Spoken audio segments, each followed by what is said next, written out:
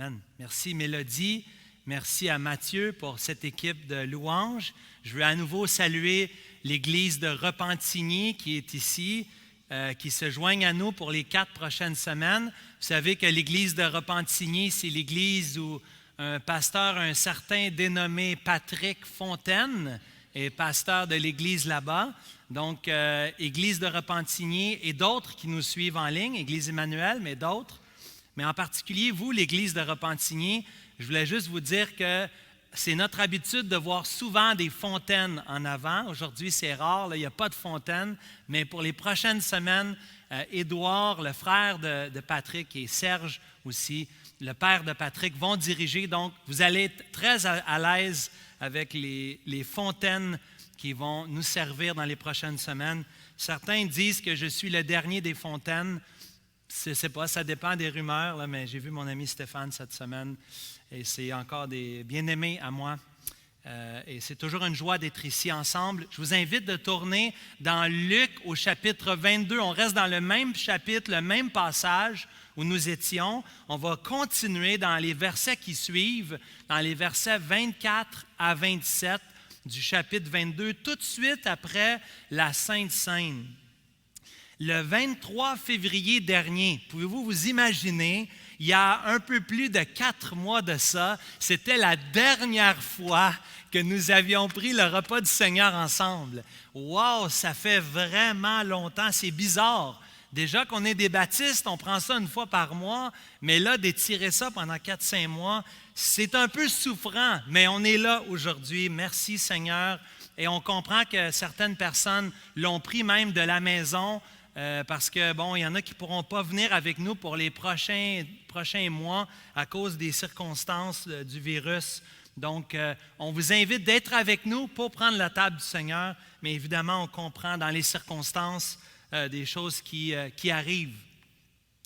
Il y a 4 mois de cela, quand nous avions considéré de prendre le repas du Seigneur avec notre réunion annuelle des membres, juste avant le confinement, nous avions considéré le passage dans 1 Corinthiens au chapitre 11, un passage connu pour l'instauration où Paul va rappeler les éléments de la Sainte Seine. Surtout, on regarde habituellement les versets 23 à 26.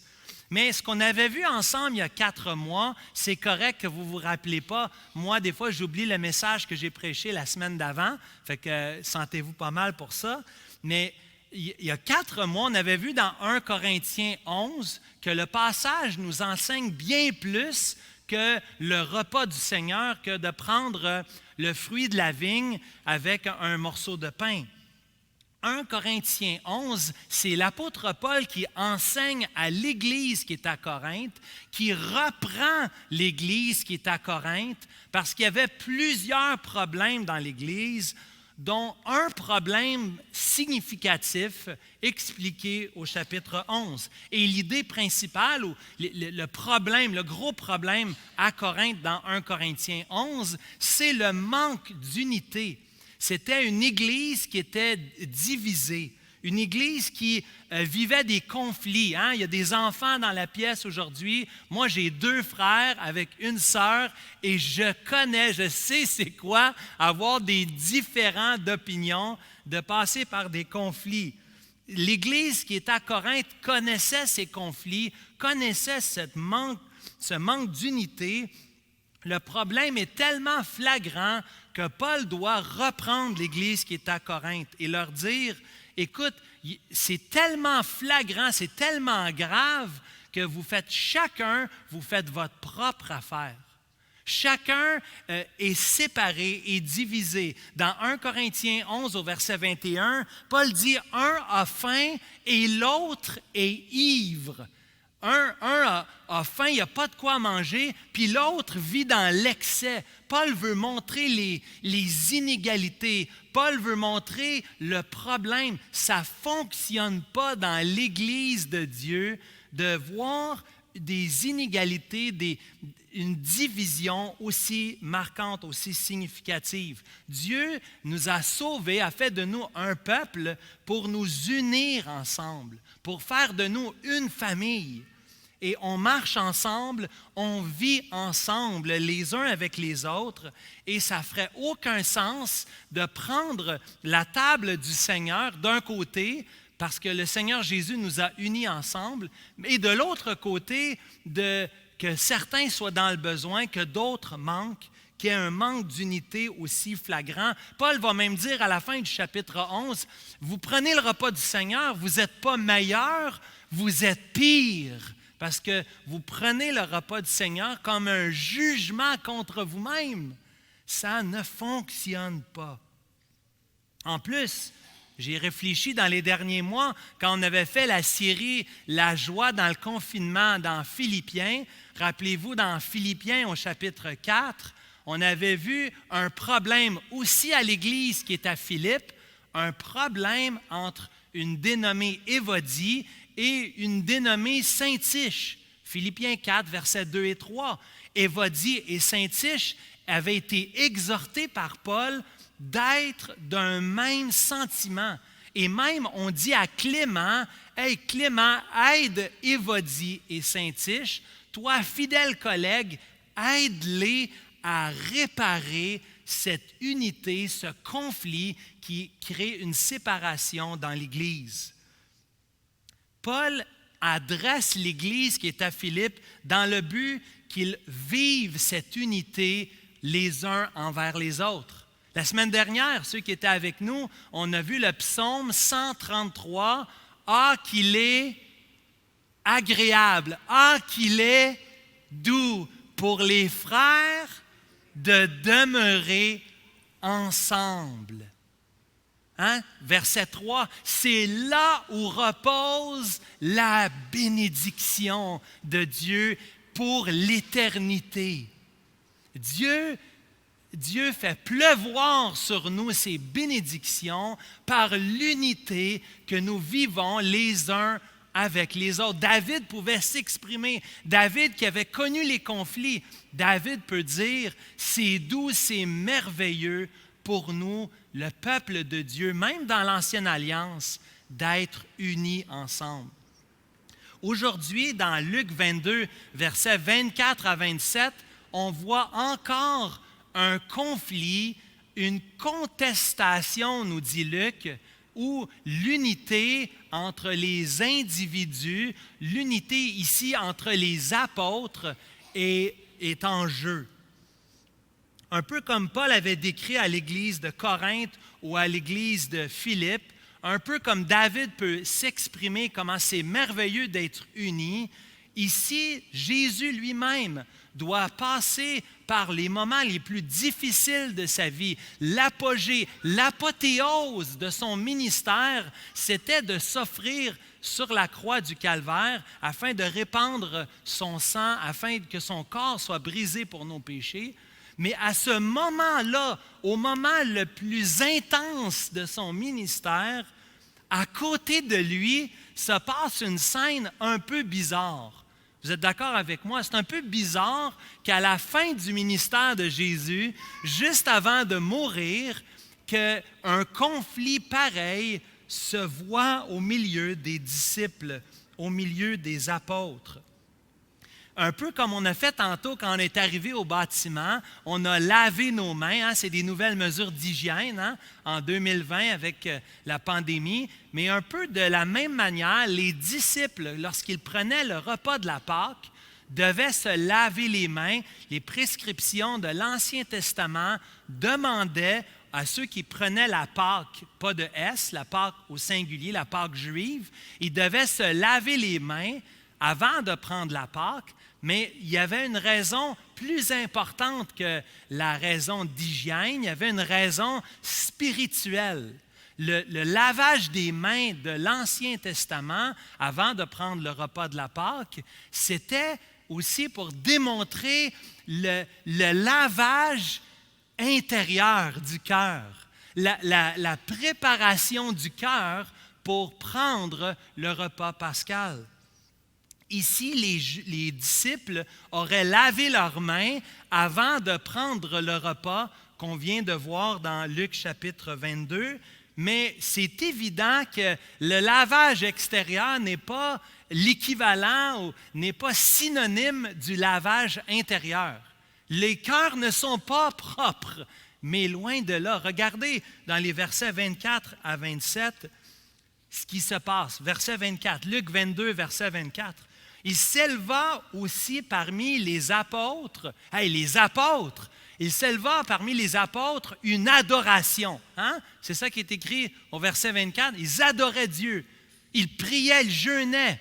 Non, il s'éleva parmi les apôtres une contestation.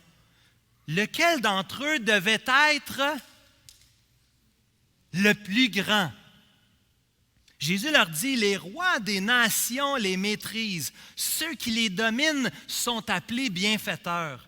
Qu'il n'en soit pas de même pour vous, mais que le plus grand parmi vous soit comme le plus petit. Qu'il soit, que celui qui gouverne soit comme celui qui sert. Aïe, aïe, aïe. Car quel est le plus grand? Celui qui est à table ou celui qui sert? Hein? Quand tu vas au restaurant, c'est qui la personne la plus importante? C'est la personne qui se fait servir. Pas avec Jésus. N'est-ce pas celui qui est à table? Et moi, cependant, je suis au milieu de vous comme celui qui sert. Les disciples se chicanent. On dirait en bon québécois. Les disciples contestent les uns avec les autres. Non, c'est moi le premier. Hein? La jeunesse dirait « shotgun ». C'est moi qui l'ai vu en premier. Hein, Vivi? Il dirait « c'est moi le premier ». Shotgun, je l'ai vu. Esteban, tu es là aussi. Là, hein? Qu'est-ce qu'on dirait? Shotgun, je l'ai vu en premier, c'est ma place. C'est moi qui l'ai en premier. Hein? C'est moi qui va être en premier, ou c'est moi qui l'ai vu en premier.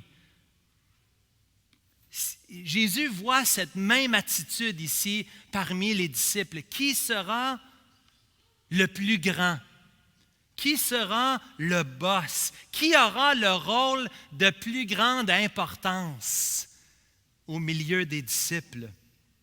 Et ce n'est pas la première fois que ce genre de discussion se produit dans le ministère du Seigneur Jésus. Ce n'est pas la première fois que les gars, entre eux, s'ostinent pour ça, vous comprendrez. Hein? Rappelez-vous, dans Marc, chapitre 10, versets 35 à 45, les fils du tonnerre, les frères, les fils de Zébédée, un dénommé Jacques, un autre dénommé Jean, qui disent à Jésus, « Hey Jésus, dis-nous lequel va être assis à ta gauche et quel va être assis à ta droite. » Hein, on veut les meilleures places. Et dans Matthieu chapitre 20, versets 20 à 28, c'est la maman des fils de Zébédée. Ah, les mamans, eux autres, ils veulent aider. Hein? Elle, la maman, va voir Jésus pour dire à Jésus, « Hey, pourrais-tu réserver la place à droite et à gauche pour mes petits gars, pour mon petit Jacques puis mon petit Jean? » Qui ait la place à droite puis la place à gauche. C'est exactement la même demande faite par les fils de Zébédée que par la mère de Zébédée. C'est tellement ironique, je trouve. N'est-ce pas? Jésus vient de prendre le repas du Seigneur. Jésus vient de terminer l'ancienne alliance et vient de commencer la nouvelle alliance en son sang. Quoi de plus spirituel? Et les disciples, entre eux, s'ostinent pour savoir qui sera le plus grand. Qui va être en premier? C'est moi. Moi, je vais être premier. Vous cherchez à être le plus grand. Mais Jésus dit, ça ne fonctionne pas comme ça dans le royaume de Dieu. C'est un principe à l'envers. Hein? Principe à l'envers, oui, on en voit plein dans la Bible et j'aime ça vous les faire remarquer comme Pasteur Louis le faisait quand j'écoutais Pasteur Louis prêcher. Les principes à l'envers de Dieu. C'est des principes qui sont à l'envers du monde, les principes de Dieu. D'être le plus grand, Jésus dit, c'est de devenir le plus petit, de devenir un serviteur. Et moi, quand j'ai commencé à travailler à l'Église en 2006, je suis devenu, le titre de mon poste, c'était serviteur en formation, comme Matthieu. Je disais à mes amis, je disais à mes anciens collègues ou mes chums d'hockey, je disais, « Hey, les gars, j'ai un nouvel job, tu sais. Ah oui, je travaille à l'Église. C'est quoi? Qu'est-ce que tu fais comme travail, hein? Je suis serviteur en formation. » Vous auriez dû voir leur visage. C'était précieux. Hein? Un gros point d'interrogation dans le visage. Serviteur. Aujourd'hui, est-ce que c'est populaire de dire à quelqu'un qu'on est un serviteur? Qu'est-ce que tu fais à l'Église? Ah, je sers. Tu sers à l'Église? Dis ça à un membre de ta famille. Je sers à l'Église. Non, je travaille à l'Église, j'aide à l'Église. Non. Je sers à l'Église. Je suis un serviteur. Le mot serviteur, ce n'est pas un titre, ce n'est pas une position enviable aujourd'hui. Vous êtes d'accord avec moi? Dire ça aujourd'hui, pas très populaire, surtout dans une culture comme la nôtre, une culture de compétition. Tout le monde veut être, en premier, veut améliorer son statut. J'aime le sport, je ne dis pas que toute compétition est mauvaise. C'est pas ça que je dis. J'aime gagner. Mais ça peut devenir une idole de tellement vouloir être en premier, de tellement être compétitif que cela devient plus important même que l'amour des autres. Aujourd'hui, c'est la célébrité, l'idole de la célébrité. Je veux que les gens me follow sur Instagram ou sur mon Facebook. Tout le monde veut son petit moment de gloire. Hey, regarde ce que j'ai fait. Regarde-moi. Et c'est correct de partager sa joie. Je ne suis pas en train de dire que c'est Facebook ou Instagram, c'est mauvais. Mais je dis que ça peut nourrir une idole dans notre cœur d'être célèbre. Je veux être connu. Je veux être vu. Je veux que les autres like. Je veux avoir le plus de mentions pour moi. D'autres idoles de notre société, comme le patriotisme. On voit ça parmi nos voisins, n'est-ce pas? Ma nation est meilleure que ta nation. Nous, on est meilleurs que vous. Nous, on est supérieurs, une race supérieure à une autre. Tout le monde veut avoir la prééminence, la première place. Et au fond, c'est le reflet de nos cœurs individualistes, pas juste chez nos amis du Sud, mais aussi, nous aussi au nord de la frontière. On est tellement, en Amérique du Nord, imbibés par nous-mêmes, individualistes, en pensant à nous-mêmes. Et Jésus dit, « Hey les boys, ça ne marche pas. Ça ne marche pas. C'est pas comme ça le royaume de Dieu. Le royaume de Dieu, c'est à l'envers. » Jésus veut enseigner aux disciples. Regardez avec moi dans Luc 22, versets 24 à 27. Jésus, est-ce qu'il répond à la question? Est-ce qu'il répond à la contestation? Bien, pas directement. Pas directement.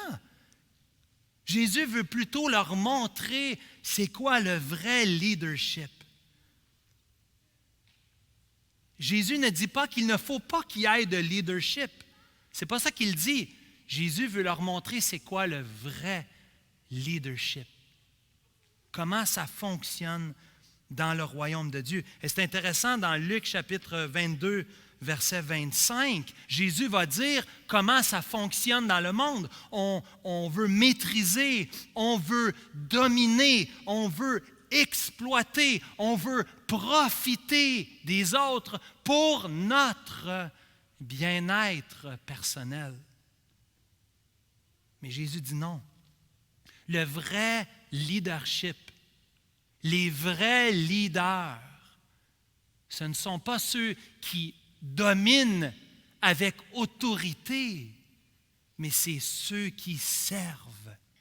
C'est ceux qui servent peu importe l'âge, peu importe la position, peu importe la race, peu importe la culture ou l'éducation, peu importe.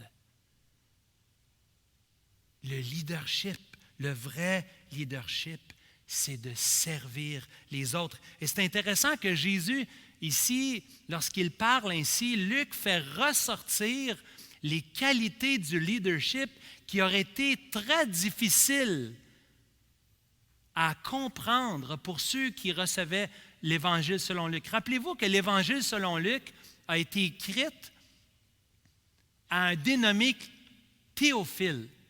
Théophile, c'est un Grec. Et pour les Grecs, le leadership serviteur, le leadership souffrant, ça ne marchait pas pantoute dans la logique d'un leader parmi les Grecs.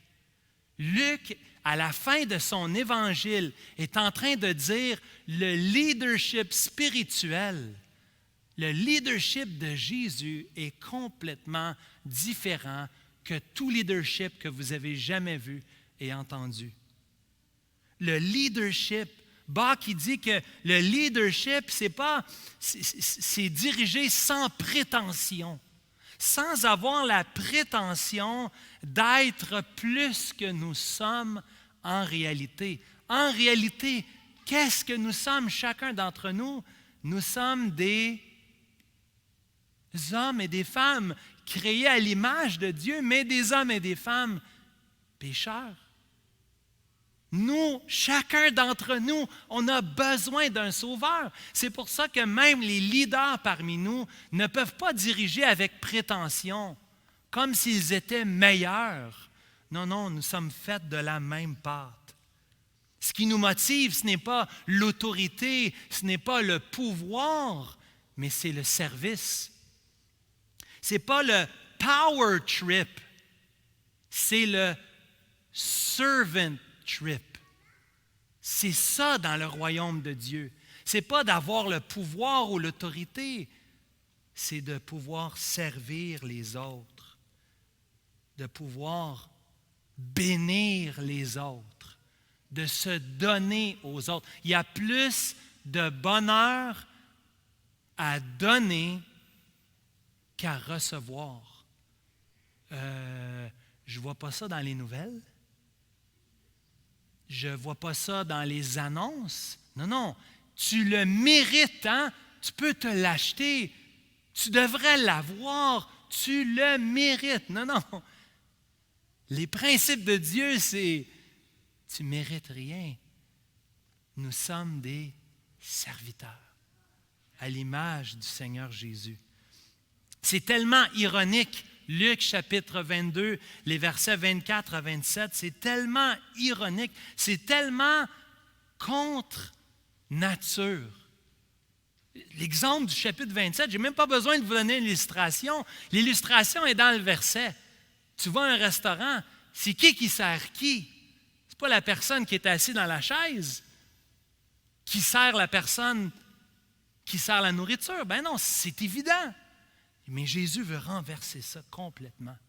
Et c'est tellement ironique, l'attitude égoïste, individualiste des disciples par rapport à l'attitude du Messie.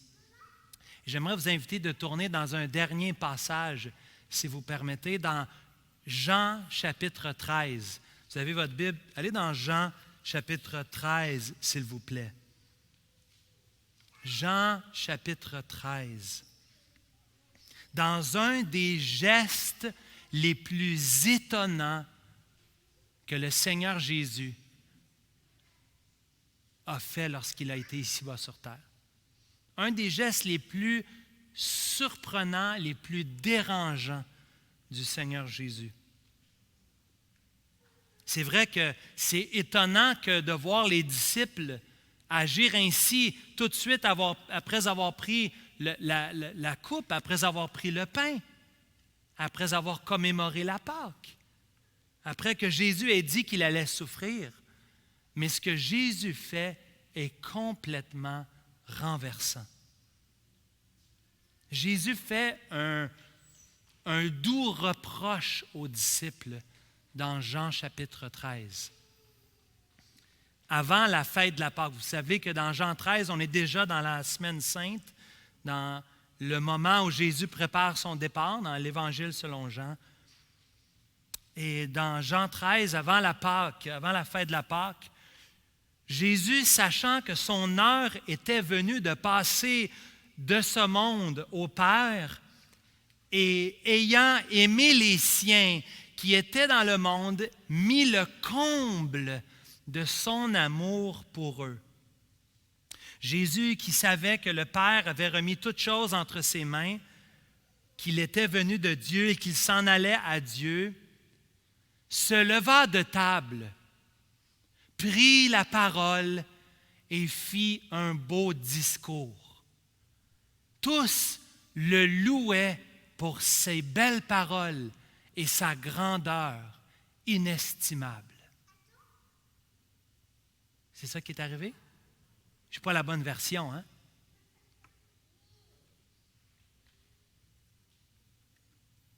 Jésus se leva de table. Jean 13, verset 4. Il ôta ses vêtements et prit un linge dont il se ceignit. Ensuite, il versa de l'eau dans un bassin et il se mit à laver les pieds de ses disciples et à les essuyer avec le linge dont il était ceint. Il vint donc à Simon-Pierre et Pierre lui dit, « Toi, Seigneur, tu me laves les pieds? » Non, ça ne marche pas là. Ça ne marche pas pantoute. Regardez la réaction de Pierre.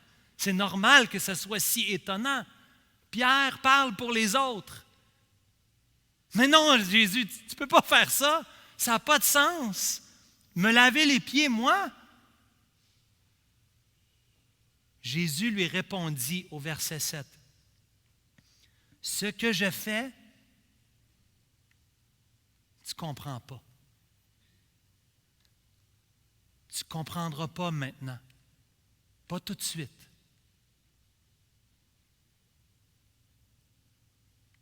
Mais tu le comprendras bientôt. Pierre lui dit, non, jamais, Jésus, jamais tu me laveras les pieds.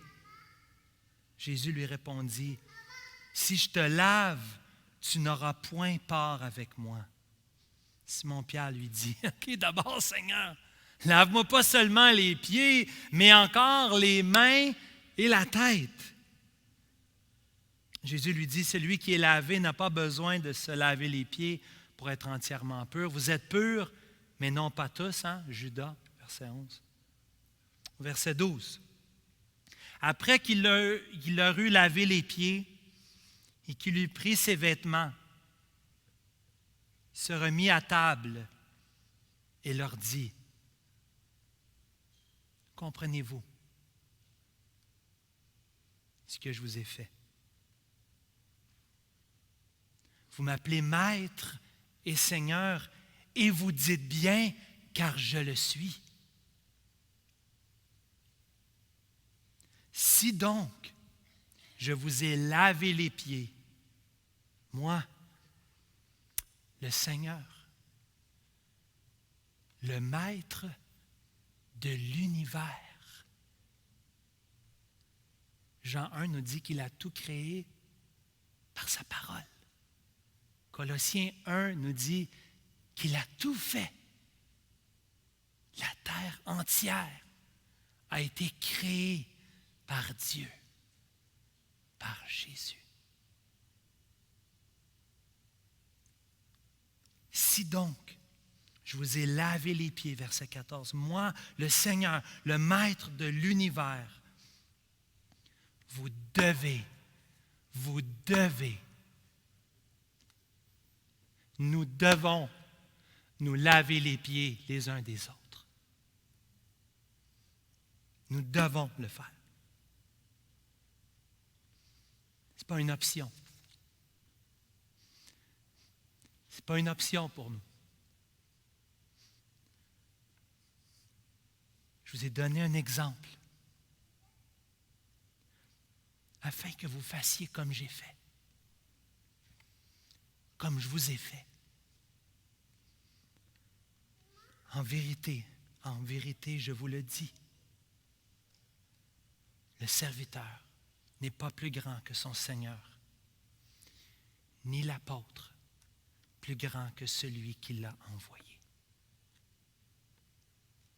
L'idée principale du passage que nous voyons dans Luc chapitre 22, versets 24 à 27, c'est que pour être grand, il faut devenir petit.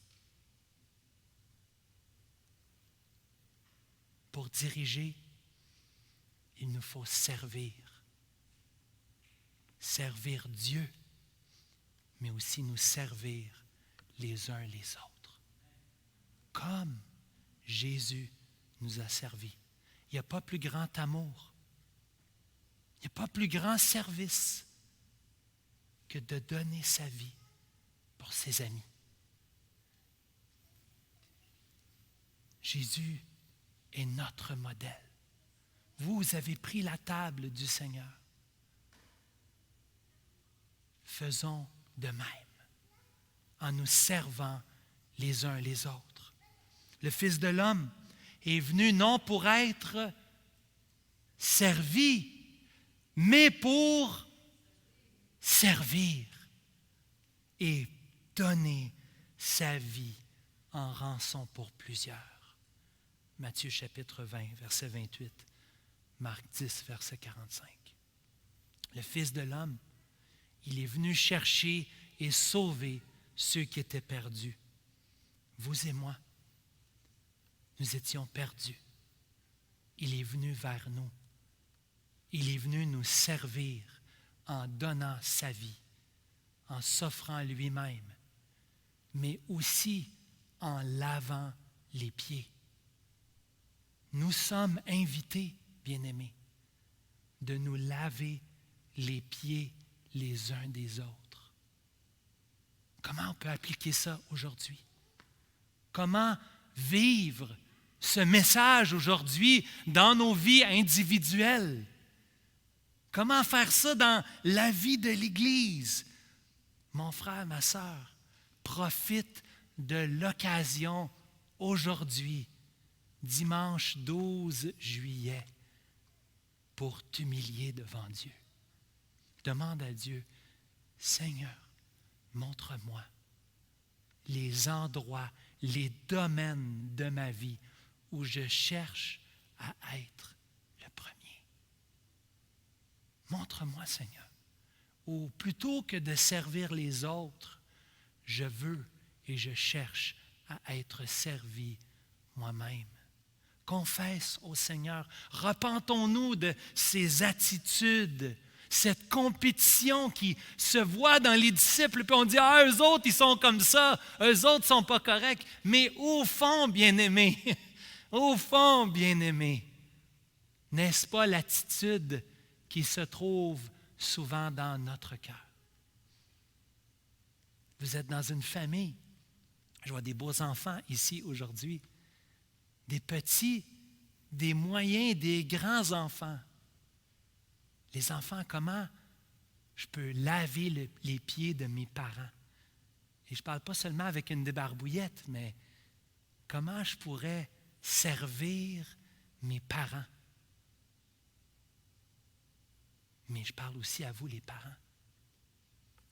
Comment pouvez-vous servir vos enfants? Pas être au service, mais avoir une attitude de serviteur envers vos enfants. Ou dans votre couple, ou dans votre famille élargie, parmi vos voisins, à votre travail. Comment pourrions-nous démontrer l'attitude que nous voyons en Christ Jésus? L'attitude de service. Comment demander au Seigneur, comment, Seigneur, pourrais-je servir les gens autour de moi cette semaine? En commençant à la maison. Commence à la maison. Et que ça déborde à l'extérieur. Réfléchissons au titre, à l'amour que nous avons des positions ou de la reconnaissance.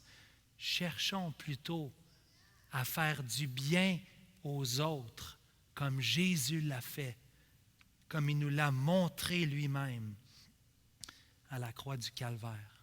Rappelons-nous, frères et sœurs, que nous sommes des enfants de Dieu. Nous sommes les enfants du roi. Et notre roi, c'est un roi serviteur. Un roi serviteur qui a quitté le trône de gloire pour venir nous servir ici-bas. Il a tout accompli à la croix, mais il nous invite à le suivre. Il nous invite à faire comme lui, à nous servir les uns les autres pour sa gloire. Prions, s'il vous plaît.